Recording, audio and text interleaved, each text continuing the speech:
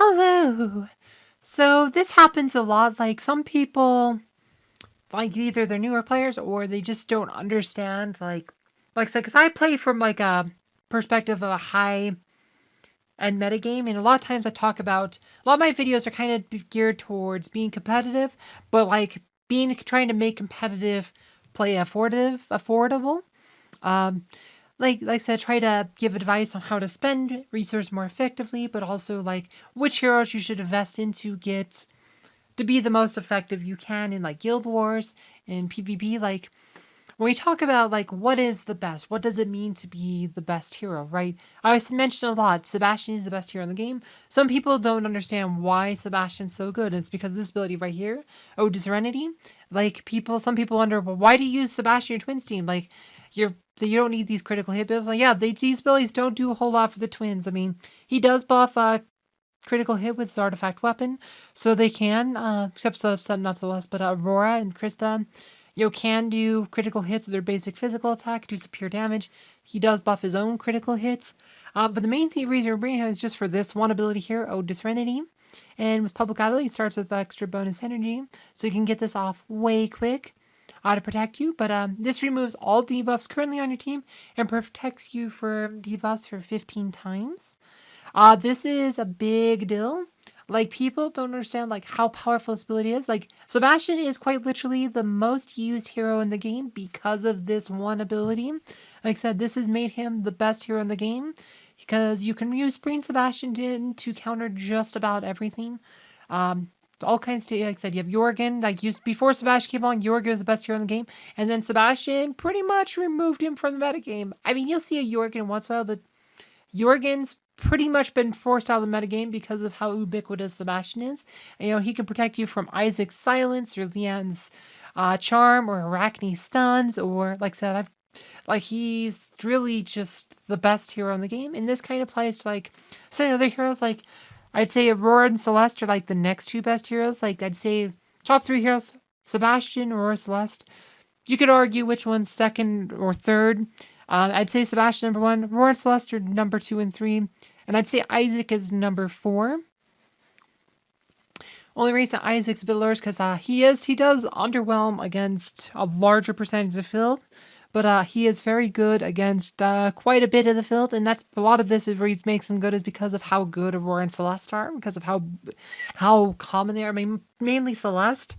Aurora, like Isaac, actually doesn't do too much against Aurora, but Celeste is the one he really counters a lot. So that's kind of like what you get there. But Aurora is kind like I said, I've mentioned this before, Aurora is pretty much a cheat code. I mean, because of like so she does not have very good armor or magic defense, so a lot of people think that means she's bad, but she has dodge. So dodge means like, doesn't matter how much penetration they have. Like, armor penetration will always reduce their armor to 0 pretty quickly, but no matter how much armor penetration they have, Aurora will always mitigate a portion of physical damage because of dodge. She will dodge a percentage of physical attacks, and her artifact buff actually buffs dodge, so she can put dodge up more frequently. And if you have Kayn as your patron, you raise her dodge another 3k, plus she can use her ults after 3 successful dodges. So it's very common for Aurora led teams to have 2+ dodge buffs up. So instead of having like 10k dodge, she is gonna effectively a lot of times have 20 or 30k dodge, pretty much always, which means it's really hard to hit her with physical attacks. And she does that for the whole team, so she's very oppressive to physical attackers. And then she also has Rainbow Halo. She doesn't have magic defense, but she doesn't need it because of this skill here. She ends up having the best magic mitigation of any hero in the game.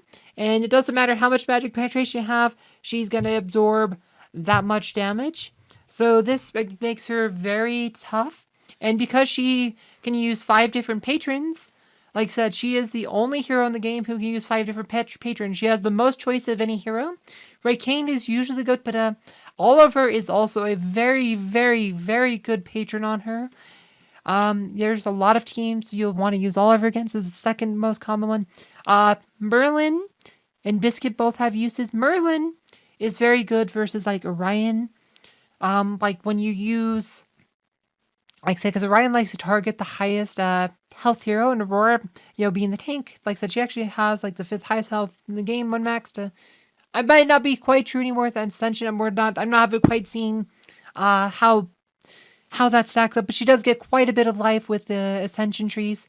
I said she gets, like I said, all things get 80k at the branch. I think Aurora gets another 80k on her own tree. So you can add, like I said, so you can get her quite a bit of health. So Ryan's gonna hit her, but this gives her more magic penetration. This will, like I said, let her Rainbow Halo do a lot more damage against Ryan teams. So that can be relevant. Biscuit. Aurora, because she does a lot of AE damage. Biscuit, she's actually can use Biscuit to try to strip off a node.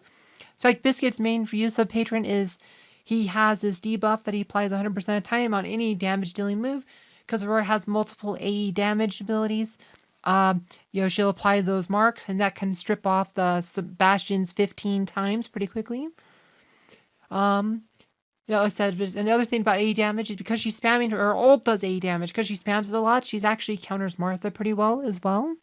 Because Martha's teapot has 1 health and falls over to any AE damage attack. So Aurora is a pretty hard counter versus Martha as well. So she's just very oppressive, and it's just and if you see, if you go look at a guild war, you go look let's just look at the log for yesterday. And we can just go see a lot of these hero fights. You'll see a lot of Sebastians, you'll see a lot of Auroras, you'll see a lot of Celestes, right? All 3 here on this side, 2 of them on the defending side. And you'll see that over and over again on pretty much most guild wars.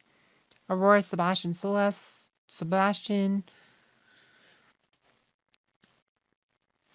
Isaac, instead, like I said, 4th one, he didn't have the top 3, but this team does. Aurora, Celeste, Sebastian. Right, and you see these heroes are ubiquitous. Why? Aurora, Sebastian, Celeste, Sebastian. It's fine. Some not Titan fights. Again, Aurora, Sebastian, Celeste. Aurora, Sebastian, Celeste. Aurora, Sebastian, Celeste. Aurora, Sebastian, Celeste. Aurora, Sebastian, Celeste. Defending team did not use those heroes. Again, both sides, Aurora, Sebastian, Celeste. Aurora, Sebastian, Celeste. Defending team did not. But I mean, you just see the commonality, how common these heroes end up being. A lot of these fights. Sebastian, Aurora.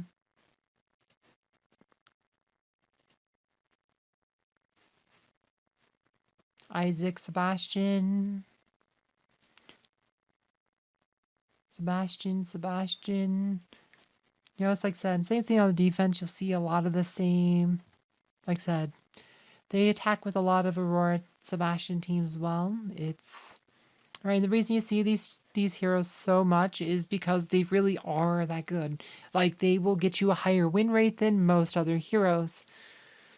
So you see them all the time. That's why I always recommend people to invest in them, because they will get you a higher win rate than most other options. They can get you wins against a larger percentage of teams because of how the mechanics of the game work, because of how their abilities work. And that's why we say, like I said, we talk about what's the best hero, what's the best tank, right?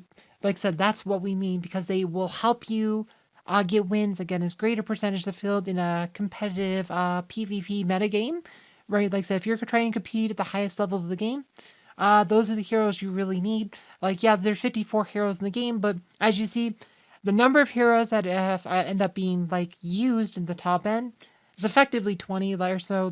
Only less than half the heroes really see a lot of play, and that's like I said, it's because some heroes in a competitive metagame, some heroes will just simply be better than others.